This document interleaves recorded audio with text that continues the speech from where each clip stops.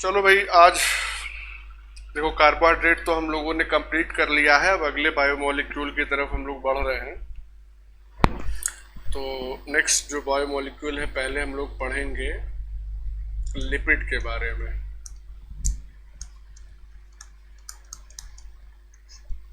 तो बड़ा इस्तेमाल है लिपिड का, डाइट से लेके और हमारी बॉडी में भी। वो सारी चीज़ें के करके हम आगे देखेंगे। एक्चुअली में पहले तो ये जानना है कि लिपिड्स होते क्या हैं। तो अगर इसको हम सिंपली डिफाइन करना चाहें लिपिड्स को कि ये क्या होते हैं, तो lipids are fatty acid esters of alcohols या उसी के रिलेटेड सब्सटेंसेस जो होते हैं, मतलब एल्कोहल के डेरिवेटिव्स। तो इन्हीं को हम जो है वो लिपिड कहते हैं। अब देखो, फैटी एसिड का क्या मतलब है ये थोड़ा सा समझ लो। तो फैटी एसिड का मतलब कुछ नहीं, कोई ऐड हो रहा है भाई।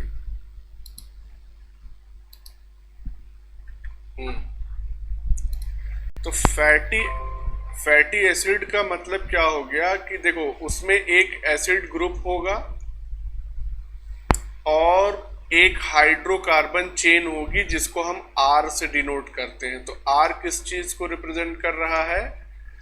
Hydrocarbon chain. अब भाई केमिस्ट्री में इतना तो जानते ही होगे ना, हाइड्रोकार्बन चेन क्या होती है। ये CH3 CH2 CH2 ऐसे बनाते चले जाओ। तो इस तरह की जो चेन होती है उसी को हम हाइड्रोकार्बन चेन कहते हैं। भाई इसमें एक हाइड्रोजन है और एक कार्बन है, इन्हीं दोनों से मिलकर चेन बनी है। तो ये RCOOH जो है ये बेसिकली फैटी एसिड होता है। अब fatty acid esters of alcohol, ester का क्या फार्मूला होता है अगर आपको मालूम हो थोड़ा ऑर्गेनिक केमिस्ट्री में, तो एस्टर का फार्मूला होता है ROR-। वो R- जो है वो R भी हो सकता है या कोई दूसरा ग्रुप भी हो सकता है। R हमने अभी आपको बताया कि क्या है, हाइड्रोकार्बन चेन है। अब एल्कोहल यहाँ पे कौन सा होता है? तो जनरली यहाँ पे फैट या लिपिड के केस में ट्राईहाइड्रिक एल्कोहल होता है, ट्राईहाइड्रिक एल्कोहल। और उस ट्राईहाइड्रिक एल्कोहल को हम जानते हैं एक और नाम से, ग्लिसरॉल। मेनली ये होता है, इसीलिए डेफिनेशन में हमने इसको ऐड कर दिया।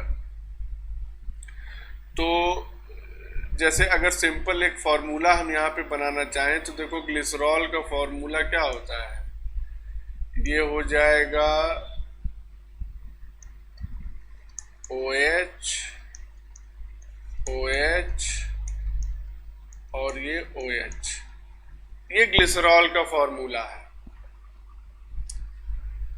अब यहाँ पे बाकी जो है वो वैलेंसी सेटिस्फाई कर सकते हो। यहाँ पे 2 हाइड्रोजन जोड़ दोगे, यहाँ पे 1 हाइड्रोजन जोड़ोगे, यहाँ पे फिर से 2 हाइड्रोजन जोड़ दोगे, तो ये वैलेंसी जो है ये सेटिस्फाई हो गई। तो ये क्या चीज है? ये है ग्लिसरॉल।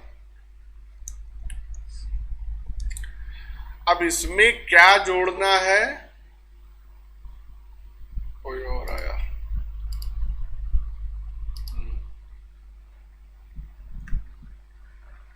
ध्यान दीजिए, ये है ग्लिसरॉल। तो ग्लिसरॉल में फैटी एसिड जोड़ना है, तो भाई ठीक है, जोड़ देते हैं फैटी एसिड। यहाँ पे हम लिख देते हैं, इस तरह से लिखना पड़ेगा। यहाँ पे COOH ग्रुप इधर कर दो और R ग्रुप इधर कर दो। इसी तरह से COOH और R, COOH। जो लोग अभी जुड़े हैं उनके लिए एक बार फिर से हम बता दे रहे हैं, आज हम लोग लिपिड पढ़ना शुरू कर रहे हैं। और लिपिड की डेफिनेशन हमने लिखी कि fatty acid esters of alcohols या रिलेटेड सब्सटेंसेस। रिलेटेड सब्सटेंस मतलब क्या हो गया? एल्कोहल के ही जो डेरिवेटिव्स। तो फैटी एसिड क्या होता है ये भी हमने बताया, RCOOH ये एसिड ग्रुप हो गया, और ये R जो है ये क्या हो गया, ये हाइड्रोकार्बन चेन हो गई। हाइड्रोकार्बन चेन ऐसे लिखते हैं हम लोग, CH3 CH2 CH2 जितनी लंबी हो जाए। एस्टर क्या होता है, एस्टर का जनरल फॉर्मूला होता है ROR डैश, जहाँ पे R डैश R के बराबर R भी हो सकता है या कोई दूसरा ग्रुप भी हो सकता है। एल्कोहल हमने बताया कि ट्राई हाइड्रिक एल्कोहल या ग्लिसरॉल प्रेजेंट होता है लिपिड्स में मोस्टली, उसी को हम उसका फॉर्मूला बनाकर यहाँ पे दिखा रहे हैं कि कैसे बनता है।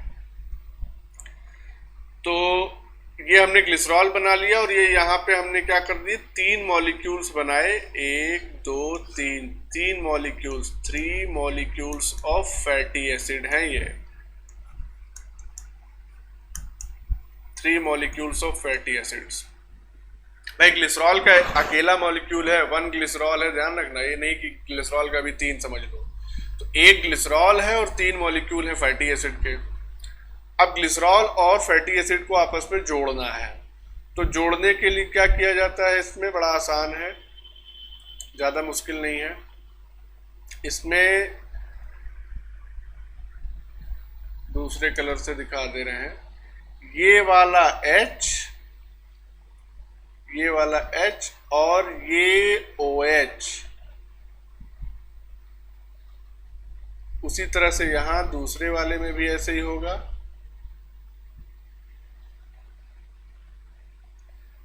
तीसरे वाले में भी ऐसे ही, ये OH, ये सारे निकल जाएंगे 3 मॉलिक्यूल किस चीज के, वाटर के। तो ये कंडेंसेशन रिएक्शन हो गई, भाई H2O निकल रहा है। तो अब जो बचा हमारे पास वो हो जाएगा एस्टर, ROR डैश। तो अरे एक सेकंड, ये तो ईथर का फॉर्मूला हो गया, एक सेकंड, इसको जरा करेक्ट करने की जरूरत है। ये ईथर है, एस्टर हम लिखते हैं। हाँ कोई कुछ कह रहा है क्या? फॉर्मूला तो दूसरा होता है, RCOOR। हाँ हाँ वही उसी को बता रहे हैं भैया, वही बता रहे हैं। ये RCOOR या R डैश कुछ भी कहो, ये है एस्टर, वो ROR तो ईथर हो गया। खैर, तो अब देखो, तो ये है एस्टर।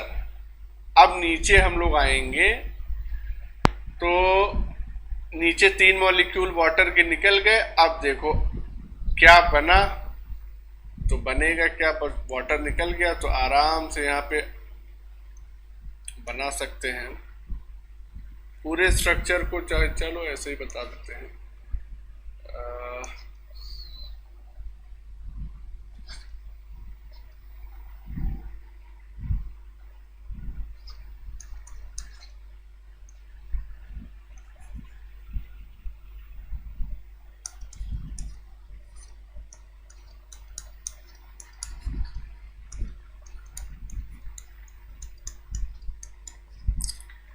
अब यहाँ पे H2 वगैरह हम लोग लगा सकते हैं, वैलेंसी सेटिस्फाई हो जाएगी। तो ये जो पूरा स्ट्रक्चर बना, अब इसमें कहो तो उसका कंपोनेंट हम ग्रीन से लिख दें, लेकिन कोई मतलब नहीं है उसका, बात वही है। ये वाला जो पोर्शन हो जाएगा ये ग्रीन में हो जाएगा, तो उससे पता चल जाएगा कि कौन सा पोर्शन जो है वो फैटी एसिड से आ रहा है और कौन सा पोर्शन ग्लिसरॉल से आ रहा है। तो ये जो स्ट्रक्चर बना, ये स्ट्रक्चर है लिपिड मॉलिक्यूल का। अब कौन से टाइप का लिपिड मॉलिक्यूल है ये भी हम आगे देखेंगे। तो यहां पे हम साफ साफ देख सकते हैं कि RCOO और ये फिर हाइड्रोकार्बन चेन आ गई है, छोटी सी चेन है R, उसी तरह RCOOR। इसका मतलब ये हो गया कि ये बेसिकली एस्टर होते हैं, जो कि बनते किसके किसके मदद से हैं, अल्कोहल और फैटी एसिड के हेल्प से तैयार होते हैं। तो इतना मेरे ख्याल से समझ में आ गया होगा। कोई कंफ्यूजन हो तो पूछ लो, आगे बढ़ते हैं।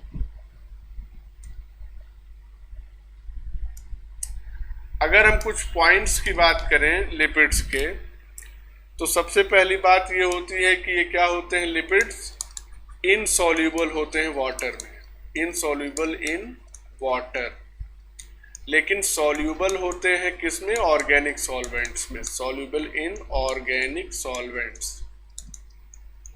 अब ऑर्गेनिक सॉल्वेंट्स के कुछ एग्जांपल्स भी हमारे पास हैं, जैसे कि ईथर है, बेंजीन है, क्लोरोफॉर्म है, एसीटोन है। तो तमाम एग्जांपल्स हैं हमारे पास जिसमें ये लिपिड्स जो हैं वो सॉल्यूबल होते हैं।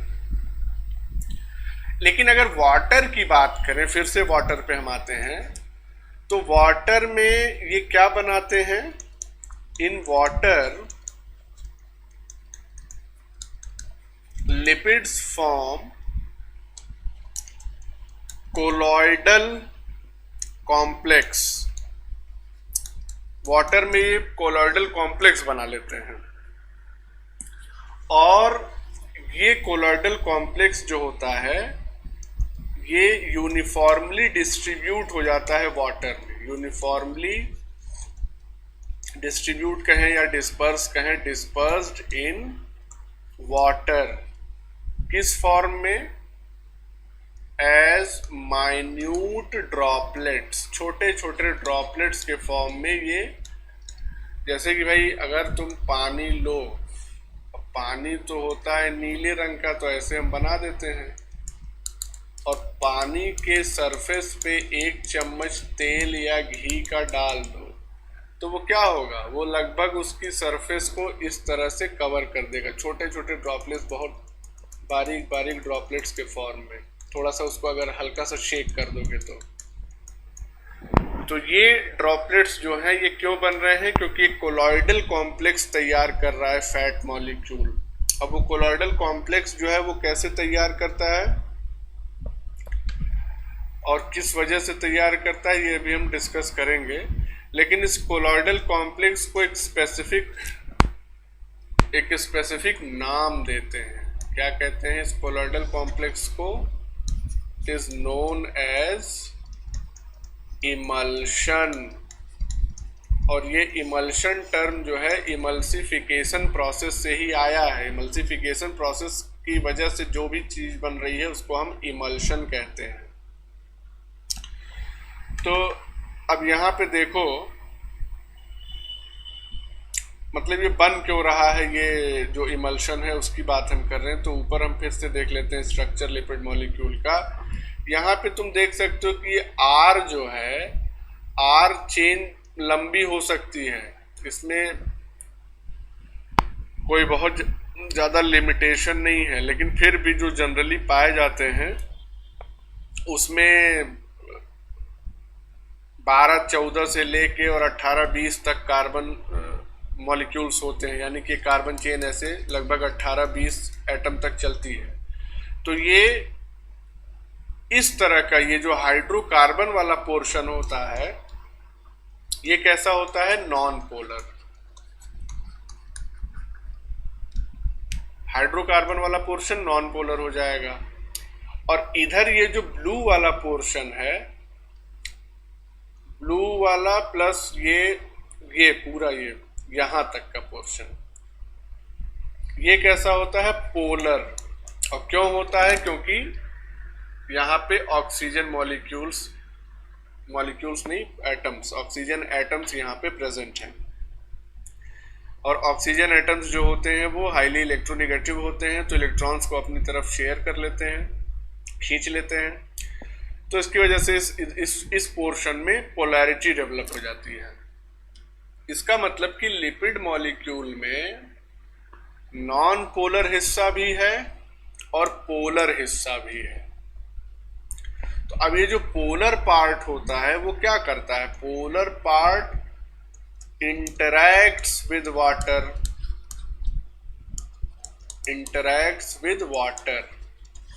और जो नॉन पोलर पार्ट है वो रेजिस्ट करता है, रेजिस्ट्स वाटर, या ऐसे कहते हैं गेट्स अवे फ्रॉम वाटर, पानी से दूर चला जाता है या दूर चला जाना चाहता है, तो उससे एक बड़ा अलग तरीके का स्ट्रक्चर डेवलप होता है। जैसे लिपिड का जनरल तुमने स्ट्रक्चर देखा होगा, तो इस तरह से बाइपोलर मॉलिक्यूल बनाते हैं, इस तरह से उसका हेड बना देते हैं और टेल बना देते हैं। तो हेड वाला पोर्शन जो होता है वो कैसा होता है, हाइड्रोफिलिक, हाइड्रोफिलिक या वाटर लविंग हेड, और जो टेल वाला पोर्शन होता है वो हाइड्रोफोबिक होता है, यानी ये पानी से दूर जाना चाहता है। तो इसका मतलब यही हो गया कि हाइड्रोफोबिक टेल जो होती है वो कैसी होती है, नॉन पोलर।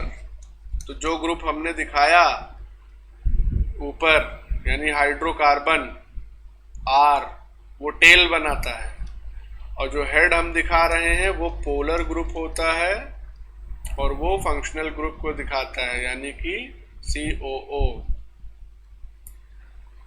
अब स्ट्रक्चर ये समझ में आ गया। अब जब इसको पानी में डाला जाता है इस तरह के फैट मॉलिक्यूल को, तो नीचे मान लो हमने उसको पानी में डाल दिया, तो पानी के अंदर होता ये है कि खूब सारे फैट के मॉलिक्यूल्स ऐसे इकट्ठा हो जाते हैं इस तरह से, और इनमें जो हेड वाला पोर्शन होता है वो, इसको थोड़ा सा और बड़ा बनाना पड़ेगा, हेड वाला पोर्शन जो होता है वो बाहर की तरफ चला आता है, और जो इनका टेल वाला पोर्शन होता है वो अंदर की तरफ चला जाता है इस तरह, क्योंकि भाई इसके चारों तरफ क्या है, पानी है, चारों तरफ इस तरह से पानी भरा हुआ है। तो जाहिर सी बात है जो हेड वाला पोर्शन होगा वही पानी से इंटरेक्ट करना चाहेगा, ये है वाटर। तो इस तरह का जो स्ट्रक्चर बनता है कि हेड जो है, हेड टुवर्ड्स आउटसाइड, और जो टेल है टुवर्ड्स इनसाइड। इस स्ट्रक्चर को हम क्या कहते हैं, this structure is known as micelle. ये स्ट्रक्चर माइसेली कहलाता है।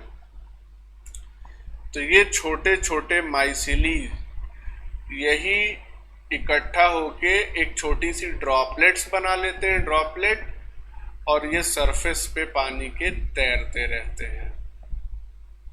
तो ये इसके पीछे का पूरा कहानी थी। अब अगली बात पे आते हैं हम लोग कि लिपिड्स में और क्या क्या चीजें मिली हो सकती हैं। बहुत सारी चीजें हो सकती है भाई। लिपिड्स में सिर्फ कार्बन, हाइड्रोजन और ऑक्सीजन ही नहीं पाया जाता है, इसके अलावा और भी चीजें होती हैं। तो लिपिड्स में contain additional elements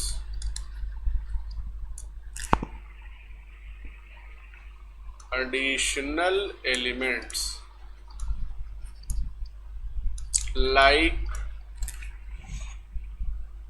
phosphorus, nitrogen, sulphur, ठीक है, एटसेट्रा। तो अब ये कहाँ पे आएंगे ये हम लोग आगे देखेंगे, फिलहाल के लिए पॉइंट याद रखिए। अगर हम कुछ एग्जाम्पल्स की बात करें तो एग्जाम्पल तो मालूम होगा भाई एग्जाम्पल्स में क्या बताना है, लेकिन फिर भी चलो बता दे रहे हैं। एग्जाम्पल में तुम्हारे पास है बटर, घी, कुकिंग ऑयल,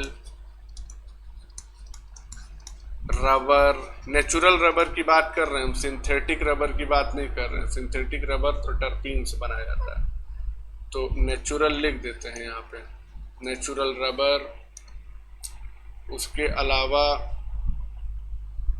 और भी एग्जांपल्स अगर लेना चाहें तो कोलेस्टेरॉल, कोलेस्टेरॉल भी लिपिड का ही एक डेरिवेटिव है। फिर कैरोटीन, कैरोटीन जो गाजर में पाई जाती है, लाइकोपीन जो कि टोमेटो में पाया जाता है, उसके बाद मेंथॉल, ठीक है, ये ऑयल होता है। फिर विटामिन्स हो गए हमारे पास, डी, ई, के, ए, ये सब विटामिन्स जो हैं, तो ये सब कहीं न कहीं लिपिड से ही तैयार हो रही हैं। इतनी सारी चीज़ें जो है हमने एग्जाम्पल के तौर पे बताई आपको। अच्छा, अब जो है फैट, देखो लिपिड के बारे में हमने सबसे पहले जो डेफिनेशन लिखी उसमें हमने बात की कि they are fatty acid esters of alcohols and related substance. तो यहाँ पे हमको फैटी एसिड्स के बारे में जानकारी होना बहुत ज़रूरी है, क्योंकि इससे सवाल काफ़ी पूछे जाते हैं। तो नेक्स्ट हम लोग जो टॉपिक देखेंगे वो देखेंगे फैटी एसिड्स क्या होते हैं। तो फैटी एसिड्स के बारे में हम लोग बात करेंगे, क्योंकि फैटी एसिड्स जो होते हैं वो सभी लिपिड के बेसिक कॉम्पोजिशन होते हैं। फैटी एसिड के बिना लिपिड बनेगा ही नहीं, तो उसके बारे में जानना जरूरी है। तो इसका मतलब ये पॉइंट भी हम लिख सकते हैं कि basic component of all lipids, जितने भी लिपिड्स हम जानते हैं उसका बेसिक कंपोनेंट जो है वो फैटी एसिड होता है। अब देखो फैटी एसिड किन चीज़ों का मिलके बना होता है। इट कंसिस्ट्स ऑफ, ऊपर हमने बता ही दिया लेकिन फिर से थोड़ा इलेबोरेट करते हैं, कंसिस्ट ऑफ हाइड्रोकार्बन चेन, या HC लिख दो यहाँ पे, chain plus carboxylic group, carboxylic group यानी कि COOH। अब ये जो हाइड्रोकार्बन चेन है ये स्ट्रेट भी हो सकती है या रिंग स्ट्रक्चर भी इसका हो सकता है। तो यहाँ पे अगर हम इंडिकेट करना चाहें तो इस तरह से हम लिख सकते हैं, स्ट्रेट यानी कि सीधी चेन हो सकती है या फिर रिंग स्ट्रक्चर भी हो सकता है। अब इन जनरल अगर हम बात करें कि अगर ये स्ट्रेट चेन है या रिंग का भी स्ट्रक्चर है तो इसकी लेंथ कितनी होती है। तो हाइड्रोकार्बन चेन की जो लेंथ होती है यानी कि HC chain length is 4 to 24 carbon, यानी कि 4 से लेके 24 कार्बन तक की लेंथ होती है हाइड्रोकार्बन की फैटी एसिड्स के केस में। और कोई बायोमोलिक्यूल लेंगे तो उसमें और लंबी जा सकती है, लेकिन फैटी एसिड के केस में 4 से 24 कार्बन लॉन्ग होती है ये हाइड्रोकार्बन चेन। और जो कॉमन फैटी एसिड्स होते हैं, कॉमन फैटी एसिड्स, अब एग्जांपल्स हम बताएंगे, उसमें 16 या 18 कार्बन प्रेजेंट होते हैं। 16 या 18 कार्बन मोस्टली पाए जाते हैं। देखने वाली बात खास ये है कि प्लांट्स जो है वो सारे फैटी एसिड टाइप्स को सिंथेसाइज कर सकते हैं, यानी कि plants can synthesise all types of fatty acids. लेकिन एनिमल्स के अंदर ये क्षमता नहीं होती है, यानी एनिमल्स सारे टाइप के फैटी एसिड्स को सिंथेसाइज नहीं कर सकते हैं। तो ये पॉइंट भी जो है मेंशन करना जरूरी है, यानी कि एनिमल्स कैन नॉट सिंथेसाइज। अब ये लिखने से अच्छा अब ये लिखें कि animals can not synthesise all fatty acids, तो फिर बताओ भैया कौन कौन से सिंथेसाइज कर सकते हैं। उससे अच्छा ये जान लें हम कि कौन कौन से वो सिंथेसाइज नहीं कर सकते हैं, क्योंकि उसकी संख्या कम है तो उसको याद रखना भी आसान है। तो animals can not synthesise 3 fatty acids, 3 fatty acids को ये सिंथेसाइज नहीं कर सकते जानवर। कौन कौन से हैं वो तीनों फैटी एसिड्स, नाम यहीं पे लिख सकते हैं हम। That is linoleic acid, linolenic acid, spelling पे ध्यान देना, कंफ्यूज ना होना, दोनों अलग अलग हैं। और तीसरा है एराकिडोनिक एसिड। तो लाइनोलेइक एसिड हो गया, लाइनोलिनिक एसिड हो गया और एराकिडोनिक एसिड। इन 3 फैटी एसिड्स को एनिमल्स सिंथेसाइज नहीं कर सकते, और अगर ये सिंथेसाइज नहीं हो रहे हैं बॉडी में तो जाहिर सी बात है इसको बाहर से लेना पड़ेगा, क्योंकि they are also an example of essential fatty acids. इसके बिना बहुत सारे vital roles, vital functions animal body के रुक जाएंगे। तो अगर बॉडी उसको सिंथेसाइज नहीं कर रही है तो इसको हमको बाहर से लेना पड़ेगा, यानी कि लेना जरूरी है डाइट में इनको। इसी वजह से इनको कहा जाता है एसेंशियल फैटी एसिड्स।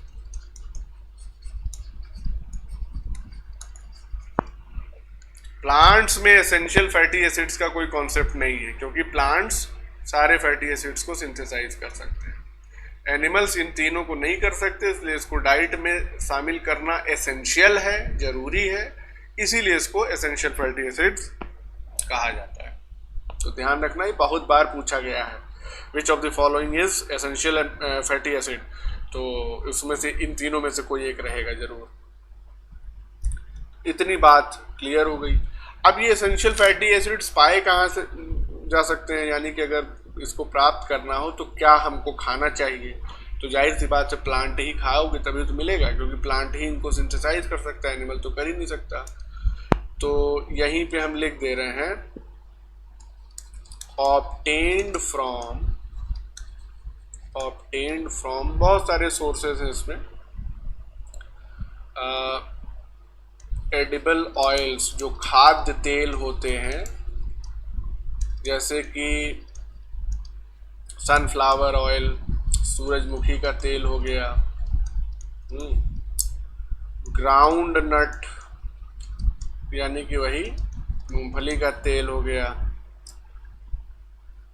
और हाँ, उसके बाद coconut oil, cotton seed oil, जो कपास के बीज होते हैं उसका भी तेल निकाला जाता है, उसको भी खाद्य तेल के तौर पे इस्तेमाल किया जाता है। उधर महाराष्ट्र साइड में और इधर एमपी में लास्ट बॉर्डर जो है महाराष्ट्र से सटा हुआ, इंदौर वाले जो इलाके हैं, वहाँ पे कॉटन सीड ऑयल बहुत खाया जाता है। पोहा वोहा बना के उसे खाते हैं सब, उससे उन लोगों को एसेंशियल फैटी एसिड से मिल जाता है। और हम लोगों के साइड में ये मूंगफली का तेल व्रत में, और सूरजमुखी का तेल, ये सब तो खाते ही हम लोग। कोकोनट ऑयल भी इधर तो नहीं खाया जाता है, इधर तो खाली सिर पे लगाया जाता है, लेकिन साउथ में कोकोनट ऑयल का बहुत कंजम्पशन होता है खाने के पर्पज से। तो इन चीज़ों से हम लोग एसेंशियल फैटी एसिड्स प्राप्त कर सकते हैं। अगर ना प्राप्त करें तो क्या होगा, ये भी तो सवाल हो सकता है। मान लो ना खाएं तो उससे दिक्कत होती है। अब वो दिक्कत क्या होती है, इसका पहले नाम लिख दे रहे हैं, फिर बताते हैं कि डेफिशिएंसी ऑफ EFA, अब ये शॉर्ट में लिखेंगे, जहाँ भी लिखेंगे एसेंशियल फैटी एसिड, यही ब्रैकेट में लिख दे रहे हैं EFA। तो डेफिशिएंसी ऑफ EFA प्रोड्यूसेस, बीमारी का एक नाम होता है, उसको हम कहते हैं फ्रेनोडर्मा। फ्रेनोडर्मा या फॉलिकुलर हाइपर केराटोसिस। अब यहाँ पे नाम याद रख लो तो ज़्यादा अच्छा है। जानकारी के लिए बता देते हैं कि भाई ऐसा होता है कि स्किन जो है वो जैसे कि मुहासे देखे होंगे तुम लोगों ने, तो मुहासा एक अलग चीज़ है। उसमें क्या होता है कि स्किन के या जो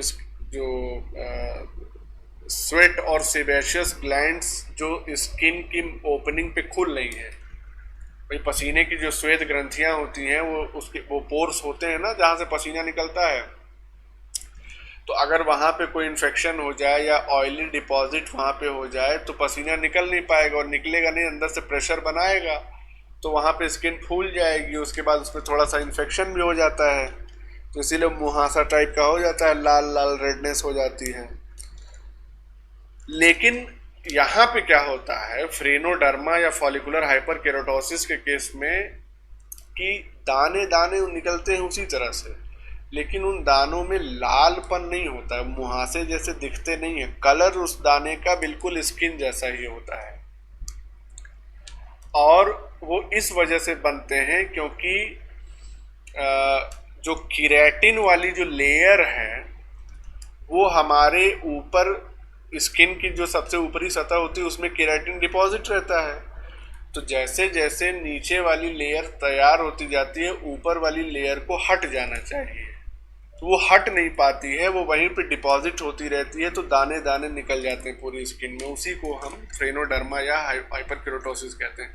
तो उसको हटाने के लिए मॉइस्चर चाहिए और उस मॉइस्चर की रिक्वायरमेंट पूरी करने के लिए एसेंशियल फैटी एसिड चाहिए, वो होता नहीं है, तो ये दिक्कत आ जाती है। तो ये हो गई इस बीमारी के बारे में बात। अब हम बात कर लेते हैं टाइप्स फैटी एसिड के कितने होते हैं। तो नेक्स्ट हमारा टॉपिक हो जाएगा types of fatty acids.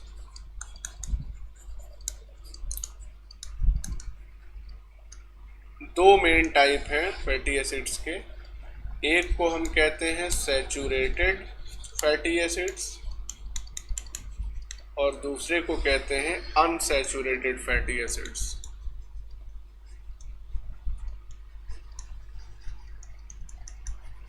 Saturated fatty acids और अनसैचुरेटेड फैटी एसिड्स।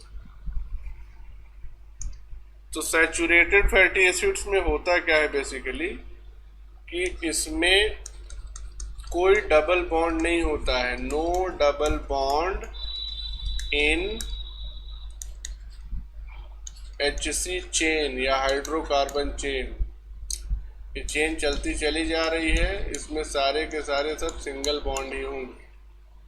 लेकिन अनसैचुरेटेड फैटी एसिड में क्या होता है कि दे have one or more double bonds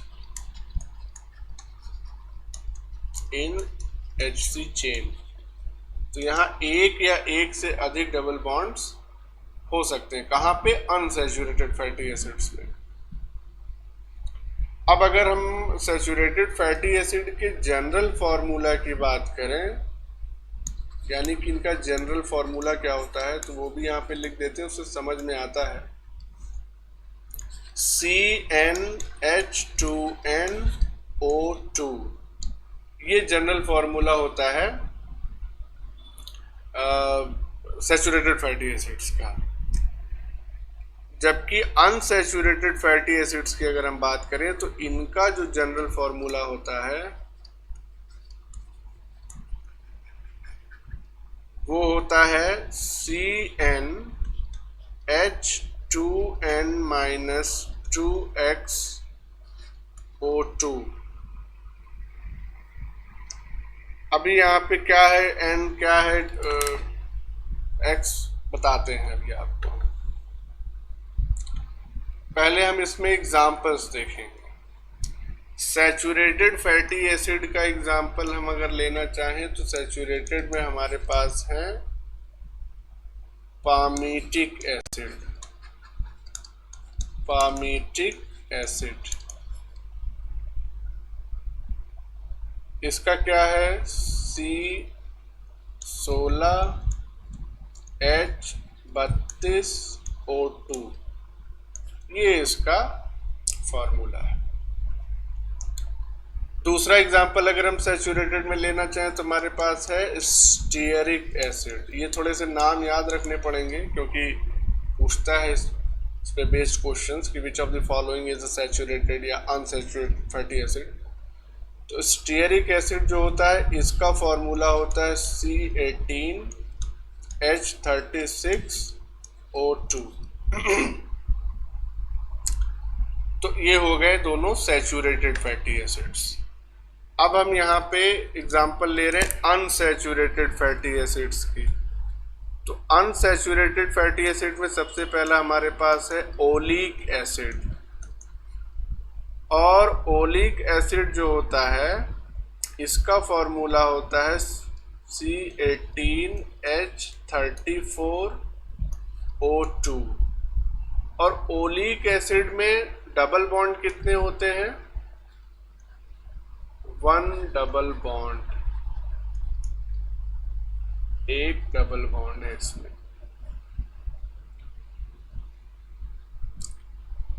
अच्छा, अगला एग्जांपल जो है अनसैचुरेटेड में वो है हमारे पास लाइनोलेइक एसिड। अभी हमने बताया लाइनोलेइक एसिड एक एसेंशियल फैटी एसिड है। इसका जो फॉर्मूला होता है वो होता है C18H32O2। तो यहाँ पे कितने डबल बॉन्ड होते हैं, 2 डबल बॉन्ड्स, 2 डबल बॉन्ड हो गए। तीसरा जो हमारे पास एग्जाम्पल है वो भी हम आपको बता चुके हैं, लाइनोलेनिक एसिड। ये भी एक एसेंशियल फैटी एसिड है। इसका फॉर्मूला है C18H30O2। और इसमें कितने डबल बॉन्ड्स होते हैं, इसमें 3 डबल बॉन्ड्स होते हैं, 3 डबल बॉन्ड्स। अब जरा ध्यान दो, यहाँ पे ऊपर जो जनरल फॉर्मूला हमने लिखा है उसमें N क्या है और X क्या है, कोई गेस करके बता सकता है? इसीलिए पहले नहीं बताया हमने। हाँ, और X क्या है?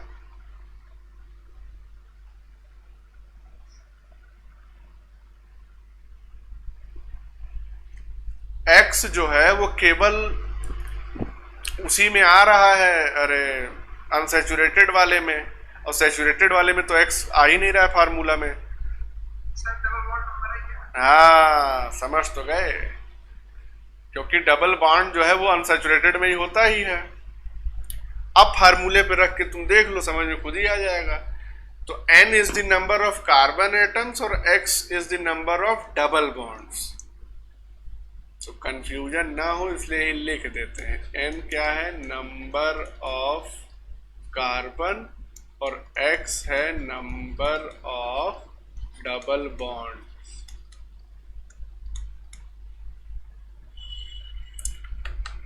तो लास्ट में एक एग्जांपल हम यहाँ पे अनसैचुरेटेड वाले में और ऐड कर दे रहे हैं, उसका फॉर्मूला तुम लोगों को बताना है। तो हाँ, ये भी हम तुमको बता चुके हैं, एराकिडोनिक एसिड। ये कैसा होता है, ये essential fatty acid, arachidonic acid. अरे एसिड्स क्या लिख दिए,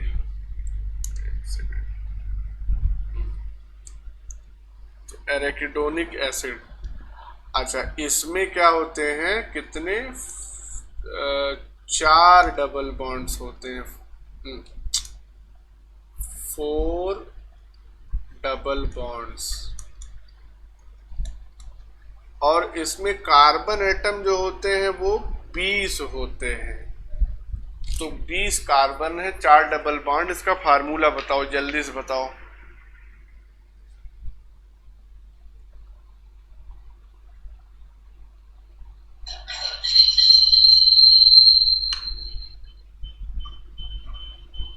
तो C20 S32 हाँ, और O2 O2, ऑक्सीजन के 2 ही एटम्स रहेंगे। सही बताए भाई, ठीक है, गुड। तो इसका फॉर्मूला हो जाएगा C20H32 और O2। तो अगर फार्मूला न भी याद हो तो जनरल फार्मूला याद रखो और कार्बन की संख्या याद रखो कि oleic acid, linoleic acid, linolenic acid, ये तीनों के तीनों 18 कार्बन वाले हैं और एरेकिडोनिक एसिड जो है 20 कार्बन वाला है। अच्छा, डबल बॉन्ड की श्रेणी हम इसी हिसाब से लिख दिए हैं, 1 2 3 4, बढ़ते हुए क्रम में 4 डबल बॉन्ड हैं। तो जनरली इतना टिपिकल तो नहीं पूछता है, लेकिन फिर भी याद रखने में कोई हर्ज नहीं है। आदमी का दिमाग जो है वो बहुत कुछ याद रख सकता है, बहुत कुछ याद रख सकता है, कोई लिमिट नहीं है। तो दिमाग के अपने पोटेंशियल को खोलो। लिमिट आप अपनी खुद ही तय करते हैं, अदरवाइज भगवान ने कोई लिमिट विमिट नहीं दी है, अनलिमिटेड है। जितना खोज सकते हो अपने आप को एक्सप्लोर कर सकते हो। तो ये बातें हो गई, ये एग्जाम्पल्स हो गए। अब अनसैचुरेटेड फैटी एसिड्स की कुछ हम लोग विशेष बात करेंगे, इसलिए क्योंकि अनसैचुरेटेड फैटी एसिड्स का बड़ा इंपॉर्टेंट रोल है हर जगह। बॉडी की बात करें या फिर अपने ही बॉडी के नहीं दूसरे एनिमल्स की भी बात करें तो वहाँ भी बहुत इंपॉर्टेंट रोल होता है। तो थोड़ा सा स्पेसिफिक हम लोग बात कर लेंगे अनसैचुरेटेड फैटी एसिड की। इसी के नीचे ही बात कर ले रहे हैं, कहीं फिर अलग से लिखने की ज़रूरत नहीं है कि चलें फिर हेडिंग डालें। तो अनसैचुरेटेड फैटी एसिड जो होते हैं इनका मेल्टिंग पॉइंट जो होता है वो कम होता है, हैव लोअर मेल्टिंग पॉइंट। किसकी तुलना में? सैचुरेटेड फैटी एसिड्स, मतलब कि तो चलो यहाँ पे कंपेयर ही कर देते हैं। यहाँ पे ये क्या हो गया, हैव हायर मेल्टिंग पॉइंट।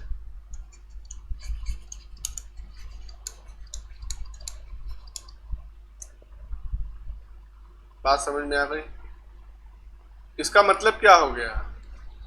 इसका मतलब समझ में आ रहा है?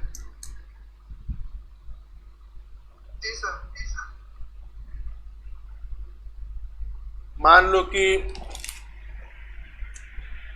सैचुरेटेड फैटी एसिड हमारे पास रखा हुआ है और अनसैचुरेटेड फैटी एसिड रखा हुआ है, और टेम्परेचर है 0 डिग्री। ठीक, ध्यान से सुनना। अनसैचुरेटेड सैचुरेटेड दोनों अलग अलग बर्तन में रखे हुए हैं, टेम्परेचर 0 डिग्री, दोनों जमे हुए हैं। अब हमने टेम्परेचर बढ़ा के कर दिया 15 डिग्री सेल्सियस।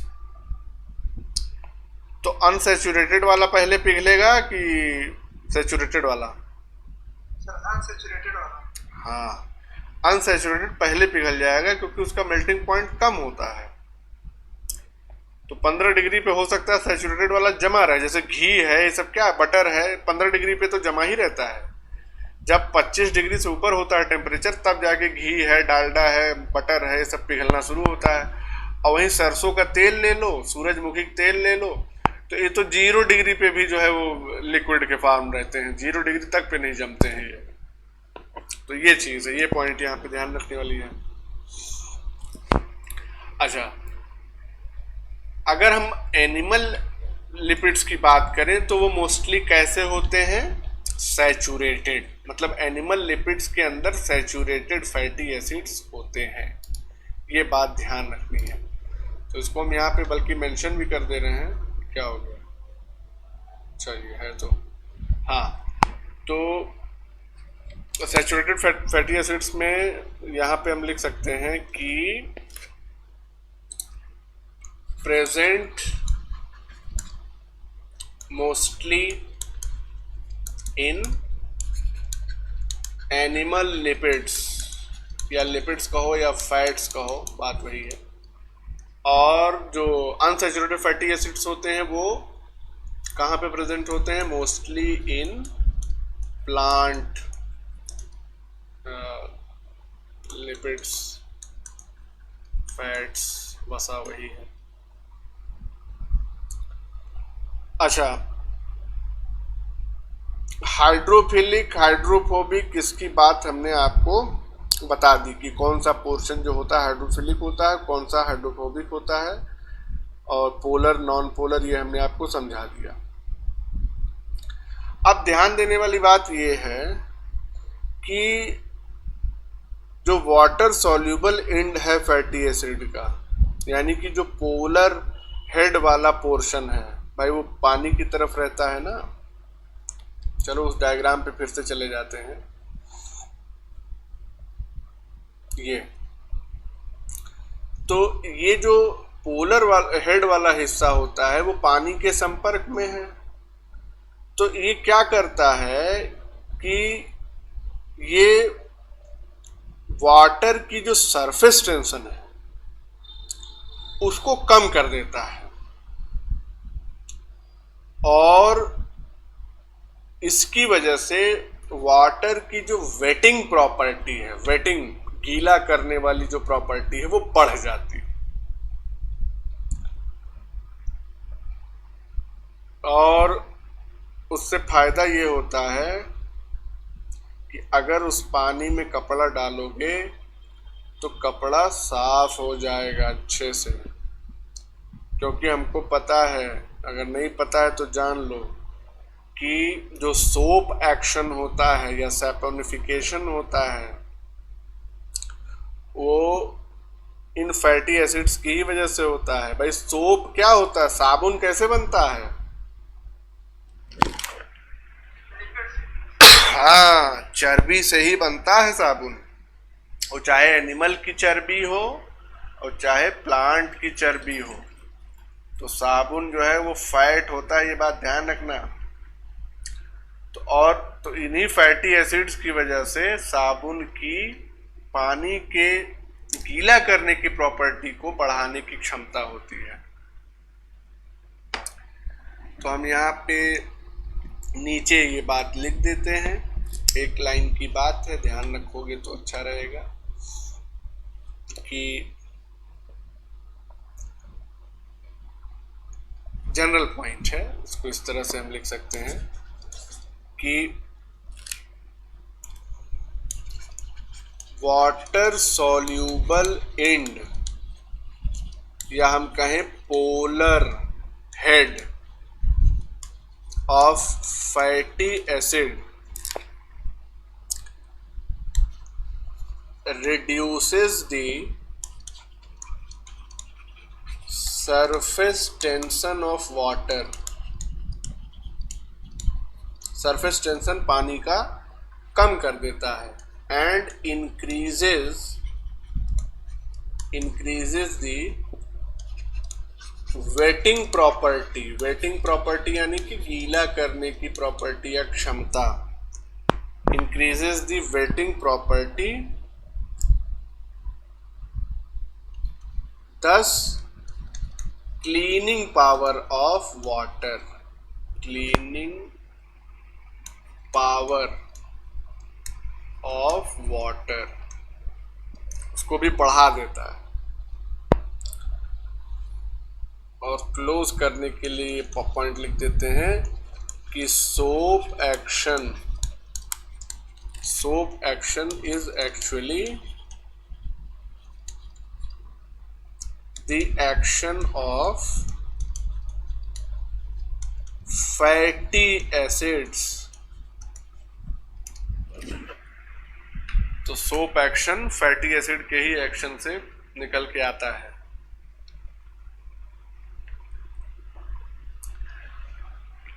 भाई वेटिंग प्रॉपर्टी तो समझ रहे हो ना, गीला करने की क्षमता। जैसे मान लो किसी कपड़े पे शहद गिरा दो 1 चम्मच शहद गिरा दो और 1 चम्मच पानी गिरा दो। तो पानी कपड़े को गीला करेगा कि शहद गीला करेगा ज्यादा? हाँ, पानी। क्योंकि शहद की जो सरफेस टेंशन है वो बहुत ज्यादा है। शहद की सरफेस वो फैलना नहीं चाहती है, वो टेंशन में है, एकदम सिकुड़ के रखे है। और पानी की सरफेस टेंशन रिलेटिवली बहुत कम है एज कंपेयर टू हनी। लेकिन जब उस पानी में साबुन मिला दो तो उसकी सरफेस टेंशन और कम हो जाती है, यानी कि अब और ज्यादा वो कपड़े को गीला कर देगा। साबुन लगा पानी ले लो 1 चम्मच, खूब बढ़िया साबुन मिला हुआ हो उसमें, और 1 चम्मच सादा पानी ले लो। दोनों को एक ही कपड़े पर डालोगे तो देखोगे जो साबुन लगा पानी वो ज्यादा फैल जाएगा कपड़े में, और नॉर्मल पानी जो है वो रिलेटिवली थोड़ा सा कम फैलेगा। ये वेटिंग प्रॉपर्टी बढ़ती है इन्हीं फैटी एसिड्स की वजह से। तो इतनी बात समझ में आ गई। तो चलो अब आज इसको इतना रखते हैं, कल जो है लिपिड कंप्लीट हो जाएगा। ज़्यादा कल मतलब थोड़ा सा और उसमें टिपिकल चीज़ें हैं। कल हमको आपको कुछ स्ट्रक्चर्स वगैरह भी बना के बताने हैं, जैसे कोलेस्ट्रॉल और स्टेरॉइड्स का स्ट्रक्चर बड़ा इम्पोर्टेंट है। इस स्ट्रक्चर पे भी नीट में कई सवाल जो है वो पूछे जा चुके हैं। तो वो स्ट्रक्चर वगैरह पहले से हम थोड़ा सा बना के इसमें रख लेंगे क्लास प्रिपेयर करके, तो उससे फ़ायदा ये रहेगा कि कम से कम समय में ज़्यादा चीज़ें हो जाएंगी। तो फिलहाल इसको रिवाइज करो, और कोई आज के लेक्चर में कंफ्यूजन हो तो उसको पूछ लो।